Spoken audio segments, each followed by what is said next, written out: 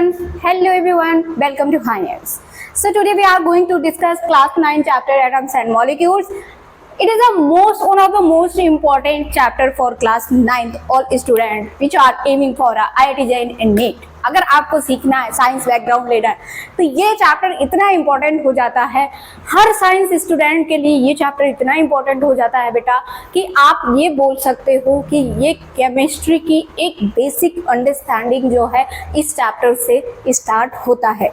तो बहुत अच्छे से इस चैप्टर को समझेंगे और I can give you 100% assurity कि अगर आपने पूरे चैप्टर को देखा तो इस चैप्टर में कोई भी प्रॉब्लम्स नहीं। बहुत सारे टर्म्स ऐसे होंगे, बहुत सारे टॉपिक्स ऐसे होंगे जो आपको नया इंट्रोड्यूस होगा, एक बार में समझ नहीं आएगा, बट डेफिनेटली अगर आप कंसंट्रेट होकर पूरी वीडियो को देखते हैं तो कोई भी डाउट नहीं रह जाएगा। So without wasting your time let's start और लेकर बैठ जाइए एनसीईआरटी की बुक और एक एक टॉपिक जो भी हम करवाते जा रहे हैं उसको करते रहिए टिक, और जो भी एक्स्ट्रा चीजें बता रही हूँ वो आप क्या कर लेंगे, स्टिकी नोट पे चिपका लेंगे लिख के अच्छे से। ये होता है एक प्रॉपर स्टूडेंट की पहचान। तो बेटा चैप्टर स्टार्ट करने से पहले कुछ हम देखेंगे, चैप्टर के नेम को समझने की कोशिश करेंगे, atoms and molecules. First chapter में हमने पढ़ाया था, सेकंड चैप्टर में भी हमने पढ़ाया था कि ऑल मैटर्स, जो भी लिविंग थिंग्स है, all matters made up from atoms. Atoms are very tiny particles which cannot divide further। ये सारे हमने पढ़ा है कि जो एटम्स होते हैं बेटा इतने टाइनी होते हैं, इतने छोटे पार्टिकल्स होते हैं कि हम उनको आगे फर्दर डिवाइड नहीं कर सकते। लेकिन वही एटम्स मिलके कंबाइंड होके क्या बनाता है, क्या कैरेक्टर्स होते हैं, उसके बारे में हम बात करेंगे। तो आपको पता है कि एटम्स क्या होता है, मॉलिक्यूल्स के बारे में जो है वो नया इंट्रोड्यूस होगा जब सेम टाइम्स के एटम्स कंबाइंड होके फॉर्म करेंगे मॉलिक्यूल्स को। सेम टाइम्स में मान लो Cl है, Cl आपस में केमिकली रिएक्ट करके क्या बनाएंगे, Cl2, या फिर ऑक्सीजन ये रिएक्ट करके क्या बनाएंगे, O2। तो ये सारे हमारे क्या होंगे, मॉलिक्यूल्स। ये तो जस्ट आपको एग्जांपल दे रही हूं, ठीक है। अच्छा स्टार्ट करते हैं चैप्टर को और हम देखते हैं क्या लॉज ऑफ केमिकल कॉम्बिनेशन। तो लॉज ऑफ केमिकल कॉम्बिनेशन में दो लॉज आते हैं, एक laws of combination reaction, laws of conservation of mass, laws of conservation of mass, और दूसरा आता है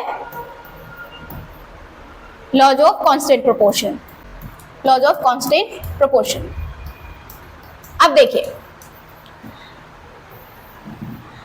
लॉज ऑफ केमिकल कॉम्बिनेशन क्या बोलता है कि दो ऐसे लॉज हैं, केमिकली क्या होंगे, कॉम्बिनेशन तो उनका होगा ही। क्या बोल रहा है कि इन केमिकल रिएक्शन टू और more molecules interact to produce new compounds, they are called reactant, whereas the newly formed the compounds are called product। in a chemical reaction a chemical change must occur which are generally observed with physical changes like precipitation, heat production, color change etc। ये सारे अपने reaction में हो सकते हैं। अब बेटा ये बोल क्या रहा है, अब ये क्या बोल रहा है कि जो एक केमिकल रिएक्शन होता है वो क्या होता है कि मान लीजिए दो क्या है बेटा, तो हम क्या बोलेंगे, रिएक्टेंट बोलेंगे। ये क्या बोलेंगे, रिएक्टेंट बोलेंगे। लेफ्ट हैंड साइड क्या होता है, रिएक्टेंट होता है। ये जो फॉर्म किया है न्यू सब्सटेंस फॉर्म हुआ है कार्बन डाइऑक्साइड, इसको बेटा हम बोलेंगे प्रोडक्ट। ये दोनों जो होते हैं रिएक्टेंट एंड प्रोडक्ट, इस पूरे रिएक्शन को हम क्या बोलेंगे, केमिकल रिएक्शन, ठीक है। मतलब carbon react with oxygen form carbon dioxide, तो ये क्या हो गया हमारा, एक केमिकल रिएक्शन हो गया। और लिखा गया है ये केमिकल इक्वेशन। क्या कहता है, laws of conservation of mass क्या कहता है बेटा, first laws of conservation of mass क्या कहता है कि जो रिएक्टेंट का मास है और जो प्रोडक्ट का मास है दोनों क्या होना चाहिए, इक्वल होना चाहिए। तो फर्स्ट हमारा जो लॉ है, law of conservation of mass, law of conservation of mass कहता है कि mass of reactant equals to mass of reactant equals to mass of product. Are you getting और नॉट? क्या बोल रहा है बेटा, देखते हैं इसको। क्या है अपने पास में, C प्लस O2, क्या बना लिया, CO2। कार्बन का मास कितना होता है, 12 ग्राम। मास को ऑलवेज ग्राम से रिप्रेजेंट करते हैं। ऑक्सीजन कितना होता है बेटा, 16, 2 ऑक्सीजन है तो क्या हो जाएगा मल्टी, तो 32 ग्राम। इन दोनों को ऐड कर देंगे तो 44 ग्राम मास किसका आ गया, रिएक्टेंट का। क्या प्रोडक्ट में भी मास सेम होता है, यहाँ पे 12 कार्बन का, और जैसे ही दूसरा कंपाउंड आएगा प्लस लगा देंगे, 2 क्या है, ऑक्सीजन है, और 16, तो 12 प्लस 32 ये क्या हो जाएगा 44 ग्राम। तो as you can see here 44 gram of mass in reactant और 44 ग्राम मास इन प्रोडक्ट। तो law of conservation of mass यही कहता है बेटा। अब देख भी लेते हैं इसको। According to the law of conservation of mass, matter can neither be created और destroyed in a chemical reaction, it remains conserve. मतलब मास जो होता है ना तो उसको क्रिएट कर सकते हैं और ना ही डिस्ट्रॉय कर सकते हैं, एक फॉर्म से दूसरे फॉर्म में कन्वर्ट कर सकते हैं। जैसे कि हमने देखा कि जो कार्बन है यहाँ पे सॉलिड है, ऑक्सीजन है जो क्या है गैस फॉर्म में है, और ये क्या बना लिया, CO2 बना लिया, और इसको एक फॉर्म से दूसरे फॉर्म में कन्वर्ट कर दिया है। और इसका जो मास है और इसका जो मास है, रिएक्टेंट इक्वल्स टू प्रोडक्ट का मास जो है वो क्या है, इक्वल है। तो ये हमारा क्या होता है, laws of conservation of mass. The mass of reactant will be equal to mass of product. तो आई होप ये क्लियर होगा। नेक्स्ट देखते हैं और देखते हैं लॉज ऑफ कांस्टेंट प्रोपोर्शंस की बात करता है। प्रोपोर्शन या फिर रेशियो, प्रोपोर्शन को ही क्या बोलते हैं बेटा, रेशियो। ठीक है, तो लॉज ऑफ कांस्टेंट प्रोपोर्शन क्या कहता है कि मान लीजिए कि अपने पास में बेटा है वाटर, क्या है, वाटर। तो वाटर ये क्या हो जाएगा, 2 होता है मास, 2 in 1 होता है मास हाइड्रोजन का, और 2 हाइड्रोजन है तो ये क्या हो जाएगा 2, और ऑक्सीजन का मास कितना होता है 16, तो 2:16, मतलब 1:8 हो गया अगर इसको कैंसिल आउट करेंगे। तो लॉज ऑफ कांस्टेंट प्रोपोर्शन कहता है कि बेटा कि जो 1:8 है, मतलब मास के टर्म में 1:8 है, वो ऑलवेज क्या होगा, फिक्स्ड होगा। चाहे आप ड्रिंकिंग वाटर ले लो, चाहे आप समुद्र वाटर ले लो, चाहे आप रेन वाटर ले लो, वाटर का जो फॉर्मेशन है इन टर्म्स ऑफ मास, क्या इन टर्म्स ऑफ मास, वो क्या कितना होना चाहिए, 1:8। और अगर हम बात करते हैं in terms of molecules, in terms of molecules, तो हाइड्रोजन के कितना मॉलिक्यूल्स है 2, ऑक्सीजन के कितने मॉलिक्यूल्स है 1, तो ये बेटा क्या रहेगा, ऑलवेज फिक्स रहेगा। तो ये हमारा सेकेंड लॉ है जो लॉ ऑफ कांस्टेंट प्रोपोर्शन की बात करता है। अच्छा, पढ़ते भी हैं इसको और देखते हैं थ्योरी क्या है इसका। A pure compound containing the same elements combined together in a fixed proportion by mass given the law of definite proportion. ठीक है, for example if we take water from a river और from a ocean, both have oxygen and hydrogen in the same proportion, जो कि आपको मैंने example में बताया है। The elements are present in the chemical compound in a predetermined mass ratio. The law of constant proportion is this. ठीक है, this law of constant proportion is also known as Proust law or the law of definite proportion भी बोलते हैं। For instance, the oxygen and hydrogen content in water is always 1:8. Got it or not? I hope बेटा आपको अच्छे से clear हो गया होगा कि लॉ ऑफ कांस्टेंट प्रोपोर्शन क्या है और law of conservation of mass क्या है। अगर law of conservation of mass की बात करेगा तो mass of reactant equals to mass of product. अगर लॉ ऑफ कांस्टेंट प्रोपोर्शन की बात करेगा तो जो भी कंपाउंड होंगे उसमें उनके जो एलिमेंट्स होंगे या उसके मॉलिक्यूल्स जो होंगे वो फिक्स रेशियो में ऑलवेज होंगे।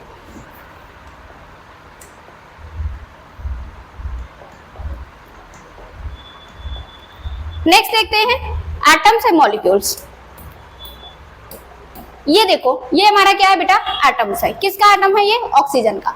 आपको पता है कि ऑक्सीजन कितना होता है, 8 होता है उसका कितना, एटॉमिक नंबर, और जितना एटॉमिक नंबर होगा उतने ही नंबर ऑफ क्या होंगे, इलेक्ट्रॉन होंगे। सेकंड चैप्टर में मैंने बताया कि जितना एटॉमिक नंबर होगा उतने ही नंबर ऑफ क्या होंगे, इलेक्ट्रॉन्स होंगे। तो 8 इलेक्ट्रॉन है, 8 इलेक्ट्रॉन है बेटा। तो आपको पता है कि जो इलेक्ट्रॉन होते हैं वो क्या ऑर्बिट में घूमते हैं। यहाँ पे ये बेसिकली क्या है, इलेक्ट्रॉन घूम रहे हैं यहाँ पे, इलेक्ट्रॉन है। ये जो ब्लैक कलर का आप देख रहे हैं वो इलेक्ट्रॉन है। और जो प्रोटॉन और न्यूट्रॉन होते हैं उसके लिए क्या होते हैं, न्यूक्लियस में होते हैं। मैंने सेकंड चैप्टर में आपको बताया था। ये तो हो गया एटम्स का स्ट्रक्चर। लेकिन अगर हम मॉलिक्यूल्स की बात करते हैं तो मॉलिक्यूल्स क्या होता है, 2 एटम कंबाइन करते हैं, डिफरेंट 2 एटम्स कंबाइन करके क्या बनाते हैं, मॉलिक्यूल्स। तो 1 ऑक्सीजन का एटम है और 2 हाइड्रोजन का एटम है, और दोनों क्या बना लिया है, H2O। ठीक है, तो ये हमारा क्या हो गया, मॉलिक्यूल्स हो गया। नेक्स्ट बात करते हैं और देखते हैं एटम्स का डेफिनेशन। इस atom is defining structure of elements which can not be broken by a chemical means, मतलब इसको हम आगे ब्रोक नहीं कर सकते हैं, आगे तोड़ नहीं सकते हैं। The atomic symbol has 3 parts. The symbol X the usual element symbol, मतलब X को एलिमेंट्स का सिंबल है, 3 सिंबल है उसको आप याद रखेंगे। और A जो होता है नंबर, एटॉमिक नंबर, किसको शो करता है, ये एटॉमिक नंबर को। A जो होता है वो एटॉमिक नंबर को शो करता है। और Z जो होता है वो किसको शो करता है, मास नंबर को। मास नंबर क्या होता है बेटा, Z से रिप्रेजेंट करते हैं, मास को Z से रिप्रेजेंट करते हैं, एटॉमिक नंबर को A से, और कैपिटल का जो सिंबल होगा वो क्या होगा, X। ठीक है, एलिमेंट्स के जो सिंबल होंगे। तो कुछ ये बेसिक चीजें थी। Atomic radius, the distance between an atoms nucleus and outer electron shell, मतलब ये हमारा एटम्स है और ये क्या है, न्यूक्लियस है यहाँ पे। तो ये जो डिस्टेंस होगा वो क्या होगा, आर, रेडियस। तो इसी को हम क्या बोलते हैं, एटॉमिक रेडियस। तो एटम्स के न्यूक्लियस से और उसके जो शेल होंगे, आउटर शेल, वहां तक की डिस्टेंस जो होगी वो क्या होगा, एटॉमिक रेडियस होगा। तो radius is calculated by measuring the distance between the nuclei of 2 identical atoms bonded together. मतलब मान लो कि H2O का दिया हुआ है, तो H2O में तो आपको पता है कि 2 ऑक्सीजन के होंगे, 2 हाइड्रोजन के होंगे। ठीक है, तो उनके बीच के जो डिस्टेंस होंगे ये रेडियस को फाइंड करेगा। ठीक है, half this distance is the atomic radius. Dalton atomic theory आता है, हमारे डाल्टन एक साइंटिस्ट थे, उन्होंने एटम को लेकर थ्योरी दिया, और वो थ्योरी जो बहुत है इंपॉर्टेंट भी हो जाता है। According to Dalton atomic theory, atoms are indestructible and indivisible building blocks made of all substances। मान लो ये जो हमारा घर है, मकान है, उसकी जो बेसिक बिल्डिंग क्या है, बेसिक यूनिट क्या है, वो हमारा ब्रिक है। तो उसी तरीके से एक मैटर में जो बेसिक यूनिट बताया गया डाल्टन के द्वारा, वो किसको बताया गया, एटम्स को बताया गया। और वो इतना छोटा है कि उनको हम आगे डिवाइड नहीं कर सकते हैं। Unlike other elements which have atoms of different size and weight, and elements have all the same size and mass। बोलता है कि अलग अलग एलिमेंट्स के अलग अलग क्या होंगे, वेट, मास और साइज। मान लो ये हाइड्रोजन है, तो आपको पता है हाइड्रोजन में 1 सेल होते हैं। अगर मैं बात करूँ ये सोडियम है, तो आपको पता है कि सब पढ़ेंगे सोडियम में 3 सेल होंगे, तो उनका रेडियस और ज़्यादा बढ़ जाएगा। इसका मास 1 होगा, इसका मास 23 होगा, इसका मास 1 होगा। अगर मैं बात करूँ मैं ऑक्सीजन की, तो ये ऑक्सीजन हो जाएगा। ठीक है, इसका मास 16 होगा। तो ऐसे ही करके सबका क्या होगा, अलग अलग मासेस होंगे और अलग अलग क्या होगा, वेट होगा, अलग अलग साइज होगा, सारे किसके, एटम्स के। और उन्होंने क्या बोला, the matter is made of indivisible particles known as atoms. Indivisible है मतलब आगे डिवाइड नहीं करेंगे। The properties of all atoms given elements are the same including mass. This can be stated all the atoms of elements have identical mass and chemical properties. Atoms of different elements have different masses and chemical properties. Atoms of different elements combined in fixed ratio from the compound. Atoms are neither created or destroyed. तो ये कुछ जो point हैं ये आपको मैं already बता चुकी हूँ. आप अगर लैंग्वेज लिखना है आपको तो ये आप स्क्रीनशॉट ले सकते हैं और ये आप एग्जाम में भी छाप देंगे. नेक्स्ट, जैसे डॉल्टन ने बताया, डॉल्टन एटॉमिक थ्योरी, उन्होंने कहा कि जो ये ऑक्सीजन है और ये क्या है, ये ऑक्सीजन है और ये क्या है, दो हाइड्रोजन के मासेस हैं. तो दो मास हाइड्रोजन के और ऑक्सीजन के 16 मास यूनिट, 18 मास यूनिट किसके हो जाएगा और ये क्या फॉर्म कर लेगा, H2O फॉर्म कर लेगा. ठीक है, तो laws of conservation of mass यहाँ पे अप्लाई हो रहा है.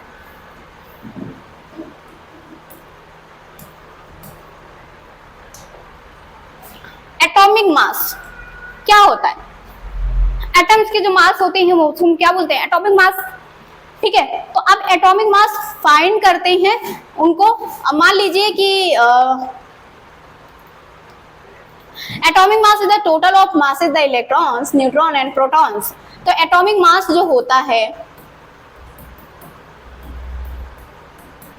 क्या होता है, न्यूट्रॉन्स एंड प्रोटॉन्स को ऐड कर देते हैं, न्यूट्रॉन्स प्लस प्रोटॉन को ऐड कर देते हैं तो वो हमारा क्या हो जाता है, मास निकल के आ जाता है. और in a group of atoms the average mass, the mass of atomic particles is called the atomic mass. और इसको हम कैसे रिप्रेजेंट करते हैं, AMU से, मतलब यूनिफाइड एटॉमिक मास यूनिट. ठीक है, एटॉमिक मास यूनिट, इसको कैसे रिप्रेजेंट करते हैं, AMU से. It can be best defined 1/12 of mass carbon atom is ground state. ठीक है, ये क्या है कि 1/12 मास कार्बन का जो है ग्राउंड स्टेट पे वो डिफाइन कर सकता है. अब देखो कैसे एटॉमिक मास निकालते हैं, कैसे एटॉमिक मास निकालते हैं. मॉलिक्यूलर मास क्या होता है, यह याद रखेंगे एटॉमिक मास में बेटा कि एटॉमिक मास निकालने के लिए न्यूट्रॉन और प्रोटॉन को ऐड करते हैं. मॉलिक्यूलर मास कैसे निकालेंगे, molecular mass of the element is defined as the sum of the masses of elements present in the molecules. मान लीजिए कि किसी भी मॉलिक्यूल्स में H2O है, उसमें जितने भी मास प्रेजेंट हैं, जितने भी एलिमेंट्स प्रेजेंट है उसके मास को हम क्या कर देंगे, सम कर देंगे. तो ये हमारा क्या मिल जाएगा, मॉलिक्यूलर मास. तो ये हमारा क्या मिल जाएगा, molecular mass. Molecular mass is obtained by the multiplying the atomic mass of the element by the number of atoms in molecule and then the adding of masses of two elements in the molecules. तो मान लीजिए और example की बात करते हैं.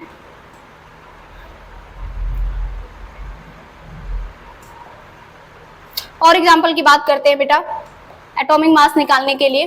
तो एक एक करके देखते हैं. अगर हमें निकालना है H2SO4 का एटॉमिक मास, ठीक है, तो हाइड्रोजन का एटॉमिक मास क्या, मॉलिक्यूलर मास क्या निकालेंगे, ये मॉलिक्यूलर मास. हाइड्रोजन का कितना होता है, 1 होता है, 2 हाइड्रोजन है तो प्लस हो गया, और जैसे ही दूसरा एलिमेंट्स आएगा प्लस लग जाएगा. सल्फर का बेटा होता है 32 होता है मास. ओके, फिर ऑक्सीजन आ गया, प्लस लगा देंगे. 4 ऑक्सीजन है, ऑक्सीजन का होता है 16. सबको हम क्या कर देंगे, ऐड कर लेंगे. तो 2 प्लस 32 प्लस 16 64. तो इन सबको अगर हम ऐड करेंगे बेटा तो 2 2 4 और ये हो जाएगा 8 और 6 और 3 9. तो 98 ग्राम ये क्या आ गया, मॉलिक्यूलर मास आ गया. क्या आ गया, मॉलिक्यूलर मास आ गया. किसका H2SO4 सल्फ्यूरिक एसिड का ATO. तो आप नेक्स्ट ट्राई करो और आप नेक्स्ट ट्राई करो और आप निकाल के दो हमें ग्लूकोज का मॉलिक्यूलर मास, ग्लूकोज का मॉलिक्यूलर मास. एंड उसके बाद में आप निकाल के दोगे SO2 का मॉलिक्यूलर मास, फिर आपका NO2, then HCl and NaCl. तो ये आपको निकालना है मॉलिक्यूलर मास. कैसे निकालना है, इस तरीके से. तो एक आपको बता दे रही हूं मैं. ग्लूकोज का शायद आप टफ हो जाएगा तो ग्लूकोज का बता दे रही हूं, बाकी और सबका आप निकालना. ग्लूकोज क्या था, C6H12O6. तो देखते हैं how to find a molecular mass. Carbon कितना है बेटा, यहाँ पे 6 है, 6 कार्बन है. कार्बन का मास कितना होता है, 12 होता है. और जैसे ही दूसरा एलिमेंट्स आएगा हम क्या कर देंगे, प्लस लगा देंगे. हाइड्रोजन कितना है, 12 है. हाइड्रोजन का मास कितना होता है, 1 होता है. जैसे ही ऑक्सीजन आया प्लस लगा दिए. ऑक्सीजन कितना है 6 है, ऑक्सीजन का कितना मास होता है वो होता है 16। अब हम क्या कर देंगे सारे को ऐड कर देंगे तो ये हो जाएगा, तो 12 6 जा कितना हो जाएगा 72, और ये क्या हो जाएगा 12 और ये क्या हो जाएगा 96। ओके, अब सबको हमें क्या कर देना है ऐड कर देना है, तो ये आ जाएगा 0 और 9 1 10 और 10 और 7 और एक कैरी 180। तो कितना आ गया बेटा, कितना आ गया आपका मॉलिक्यूलर मास ग्लूकोज का 180। तो मॉलिक्यूलर मास इस तरीके से फाइंड करते हैं। उसके लिए हमें जरूरत होती है कि जितने भी एलिमेंट्स हैं उनका एटॉमिक मास हमें याद होना चाहिए। ठीक है, एटॉमिक मास याद करने का एक हम बहुत ही इजी तरीका बताते हैं। 1 से 20 तक एक ट्रिक होता है। 1 से 20 तक आप 2 एलिमेंट्स को छोड़ दीजिए, 3 एलिमेंट्स को छोड़ के सोडियम, क्लोरीन एंड आर्गन, इनको छोड़ के एटॉमिक नंबर के क्या कर देंगे डबल कर देंगे तो एटॉमिक मास आ जाएगा। अब इनका क्या होता है, अब इस जैसे सोडियम है तो सोडियम 11 होता है तो डबल 22 होना चाहिए लेकिन 23 होता है। क्लोरीन जो है 35.5 होता है मास, और ऑर्गन जो होता है उसका बेसिकली होना चाहिए 18 टू द 36, तो इसका होता है 40 ग्राम। ठीक है, तो इन तीनों एक्सेप्शन को याद करके 1 से 20 तक जितना भी एटॉमिक नंबर है उसका क्या कर देंगे डबल कर देंगे तो एटॉमिक मास याद हो जाएगा। तो क्या बेटा मजा आ रहा है आपको, बोर तो नहीं हो रहे हो? बोर होना भी नहीं चाहिए क्योंकि ये चैप्टर है थोड़ा सा सीरियसली पढ़ लो आप, ये चैप्टर सीरियसली पढ़ लो क्योंकि ये जो है बेटा आगे बहुत ही आपके यूजफुल होने वाला है, आगे बहुत ही यूजफुल होने वाला है। तो आज हमने सीखा बेटा इतना। नेक्स्ट चैप्टर में इस चैप्टर को आगे प्रोसीड करेंगे जो कि पार्ट 2 में आएगा। तब तक के लिए पढ़ाई करते रहिए, और अगर आ रहा है वीडियो आपको समझ और अगर आपका जो लेक्चर है आपके लिए है benefit, please like share and subscribe with your friends और एंजॉय करते रहिए, पढ़ाई करते रहिए, अपना ख्याल रखिए, बाय बाय, टेक केयर।